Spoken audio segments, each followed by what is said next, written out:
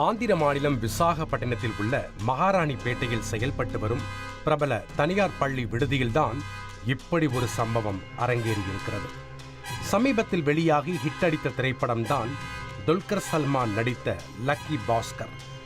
ஒரு வங்கி ஊழியராக தனது வாழ்க்கையில் ஏழ்மையை காரணம் காட்டி உறவினர்கள், நண்பர்கள் உள்ளிட்டவர்களால் உதாசீனப்படுத்தப்பட்ட ஒருவர் கோடிக்கணக்கில் வங்கியில் நடந்த முறைகேடு ஒன்றை பயன்படுத்தியும் இன்னும் பிற வழிகளிலும் எப்படி கோடீஸ்வரர் ஆனார், வருமான வரித்துறை உள்ளிட்டவைகளிடம் சிக்காமல் சாதுரியமாக ஸ்கெட்ச் போட்டு ஹவாலா பணத்தை மாற்றுவது எப்படி என்பன போன்ற காட்சிகள் இந்த லக்கி பாஸ்கர் படத்தில் இடம்பெற்றிருக்கும். அந்த வகையில் இந்த லக்கி பாஸ்கர் படத்தை பார்த்துவிட்டு அதில் வந்த பாஸ்கரை போலவே ஆக வேண்டும் என எண்ணிக்கொண்ட 9ஆம் வகுப்பைச் சேர்ந்த 4 பள்ளி மாணவர்கள் பள்ளி விடுதியில் இருந்து தப்பியோடிய சம்பவம் அதிர்ச்சியை ஏற்படுத்தியிருக்கிறது.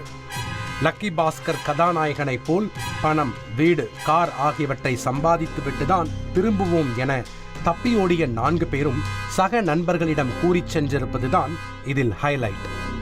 இதனிடையே சினிமாவை பார்த்துவிட்டு தங்களது பிள்ளைகள் எடுத்திருக்கும் இந்த முடிவு அவர்களின் பெற்றோர்கள் தலையில் பேரிடியாய் விழுந்திருக்கிறது.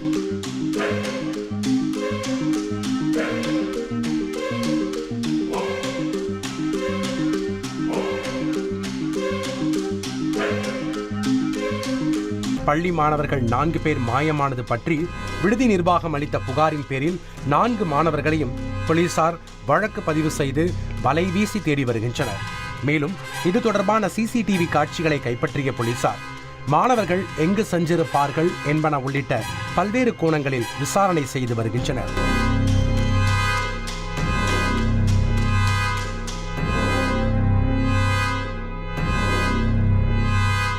வெறும் பொழுதுபோக்கிற்காக எடுக்கப்படும் திரைப்படங்களில் இடம்பெறுகின்ற சில காட்சிகள் அவ்வப்போது மாணவர்களுக்கும் இளைஞர்களுக்கும் இப்படியெல்லாம் தவறான முன் உதாரணமாகிறது என சமூக ஆர்வலர்கள் இந்த சம்பவம் தொடர்பாக கருத்து தெரிவித்து வருவது குறிப்பிடத்தக்கது. தந்தி டிவி செய்திகளுக்காக செய்தியாளர் சரவணன்.